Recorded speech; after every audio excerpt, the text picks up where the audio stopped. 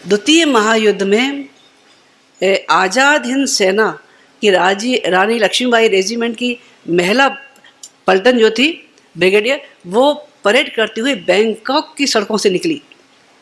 जब परेड करती हुई महिलाओं की टोली वहाँ से निकली तो वहाँ के रहने वाले लोगों ने एक स्वर में ये कह दिया, जिस राष्ट्र की नारी शक्ति जाग गई है वो उस राष्ट्र को कोई पराधीन कर नहीं सकता। और इतिहास साक्षी है, उसके कुछ साल बाद ही भारत आज़ाद हो गया। इस संसार में जब कभी भी महत्वपूर्ण काम संभव हुए हैं, उसके पीछे प्रत्यक्ष या अप्रत्यक्ष रूप से मातृसत्ता ही काम करती रही है। मातृसत्ता को लोग क्या करते हैं, दो भागों में विभाजित कर देते हैं, नर अलग है, नारी अलग है। नर और नारी वस्तुतः एक दूसरे के पूरक हैं, नहीं प्रतिद्वंदी है, नहीं अलग है। नारी अगर सृष्टा है तो नर उसकी सृष्टि है। नारी कलाकार है तो पुरुष उसकी कलाकृति है। और जब भी पुरुष ने अनीति, अत्याचार, असुरता के आगे अपना सिर झुकाया, अपने आप को असहाय महसूस किया, उस समय मातृसत्ता ही दुर्गा के रूप में खड़ी होकर उसके विजय का कारण बनी है। मातृसत्ता जब भी उठ खड़ी हुई है, इस मानवता के पतन को रोकने के लिए हर वक्त उसके प्रयास चले हैं। इस संसार की जितनी भी रूपरेखा है, आप लक्ष्मी के रूप में देखें तो लक्ष्मी की तुलना में और कोई देवता नजर आते हैं, धनपति कुबेर बहुत बौने से लगते हैं।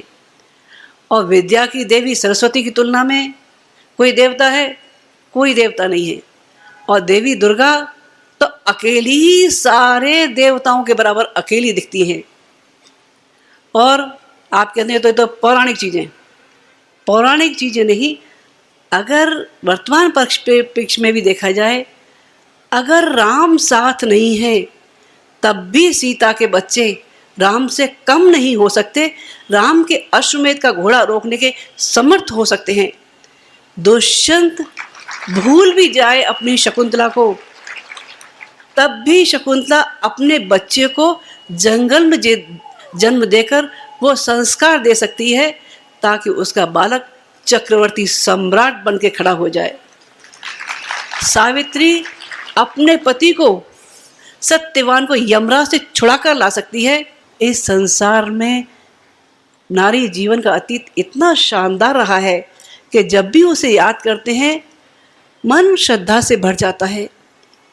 लेकिन आज की परिस्थितियां देख के लगता है या तो किसी की नज़र लग गई है या किसी की शाप लग गया है।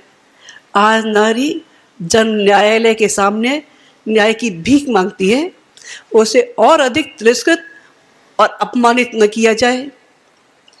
विज्ञापन के दौर में नारी एक विज्ञापन की वस्तु बन के रह गई। सार्वजनिक चौराहों पर लगे हुए अश्लील पोस्टर, जिनको देख के लगता है कि जिस माँ ने अपनी छाती का दूध पिला के जिस मांस के लोथड़े को बड़ा किया, इंसान कहने योग्य बनाया, उसी ने सार्वजनिक चौराहे पे माँ की इज्जत को नीलाम किया। ये परिस्थितियाँ देखकर मन खिन्न हो जाता है, पीड़ित हो जाता है।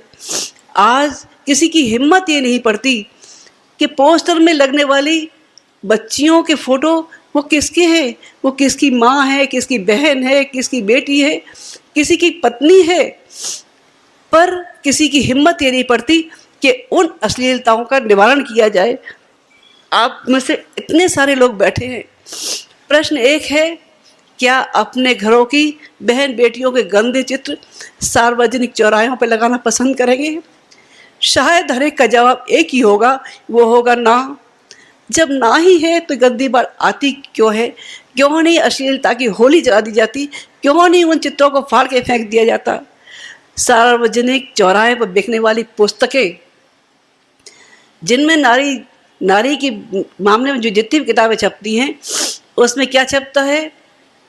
या तो ये छपेगा सौंदर्य प्रसाधन कैसे हो, नारी का सौंदर्य कैसे बढ़े, या घर का डेकोरेशन कैसे हो, या थोड़े बहुत उल्टे सीधे व्यायाम हो गए, इसके अलावा कोई बात होती है?